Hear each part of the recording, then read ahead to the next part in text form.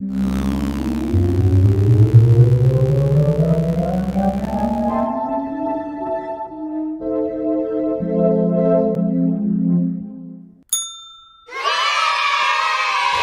friends, hi friends. Today we're gonna read Ada Twist, Scientist.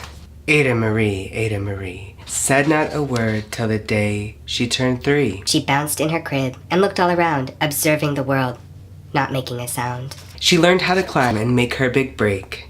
With a trail of chaos she left in her wake, She ran through the day chasing each sound in sight. and didn't slow down till she crooned out the night. I like your glasses, I like your safety glasses. Thank you. Her parents were frazzled but tried not to freak as Ada got bigger, and still she did not speak. Clearly, young Ada, with lots in her head, would have something to say. When it ought to be said. That's just what happened when Ada turned 3. She tore through the house on a fact-finding spree. She climbed the clock just as high as she could. Her Parents yelled, "Stop!" as all good parents would. Ada's chin quivered, but she did not cry. She took a deep breath and simply asked, Why? Why does it tick? Why does it talk? Why don't we call it a granddaughter clock? Why are there pointy things stuck to a rose? Why are there hairs inside of your nose? She started with why, and then what, how, and when. By bedtime she came back to why once again. She drifted to sleep as her dazed parents smiled at the curious thoughts of their curious child. Who wanted to know what the world was all about. They kissed her and whispered, "You'll figure it out." Why? What? How? When? Why? What is it for? Will it be the same? Will it? When? What? Why? Will it? What if? Why does it? How does it? How does it? Who does it? Why? Can I? Her parents kept up with their high-flying kid, whose questions and chaos both grew as she did. Ooh, wow. Even Miss Greer found her hands were quite full as young Ada's chaos wreaked havoc at school. But this much was clear about Miss Ada Twist. She had all traits of a great scientist. Ada was busy that first day of spring, testing the sounds that the mockingbirds sing. Then a horrible stench whacked her right in the nose. A pungent aroma that curled up her toes.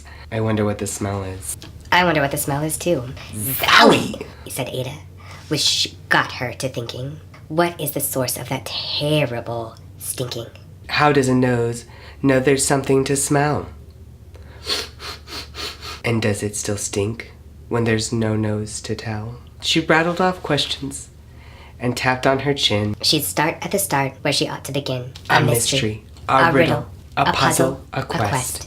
This is the moment that Ada loved best. Ada did research to learn all she could of smelling and smells, both stinky and good. One hypothesis Ada thought could be true. A terrible stink came from Dad's cabbage stew.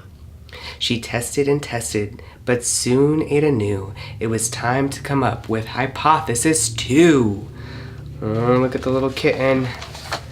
So cute. It's just like Moo. Then zowie! The stink struck again. Just like that, hypothesis 2. It's caused by the cat. The cat couldn't make such a big stink on its own. It needed perfume and some fancy cologne. So young Ada tested. The test was a flop.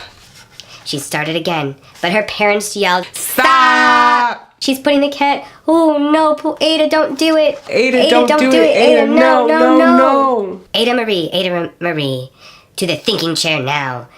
By the time we count 3. Enough, said her mother. That's it, said her dad. Her parents were frustrated, frazzled, and mad. Why? Ada questioned. Her mother said no. What? Ada queried. Her father said, go. You've ruined our supper. You've made the cat stink. Enough with your questions. Now sit there and think. She looked at her parents. Her heart turned to goo. Poor Ada Twist didn't know what to do. She sat all alone by herself in the hall, and Ada once more could say nothing at all. And so Ada sat. She sat, and she sat. And she thought about science, and Stu, and the cat, and how her experiments made such a big mess. Does it have to be so? Is that part of success? Are messes a problem? And while she was thinking, what was the source of that terrible stinking? Ada Marie did what scientists do. She asked a small question, and then she asked two, and each of those led her to 3 questions more.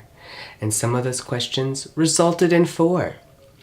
As Ada got to thinking, she really dug in. She scribbled her questions and tapped on her chin. She started at why. And then what, how, and when. At the end of the hall, she reached why once again. Oh no. Do you think her parents are going to be mad for drawing on the wall? Her parents calmed down. And they came back to talk. They looked at the hallway and just had to gawk. No patch or bare paint could be seen on the wall. The thinking chair was now the great thinking hall. They watched their young daughter and sighed as they did. What would they do with this curious kid who wanted to know what the world was all about? They smiled and whispered, "We'll figure it out."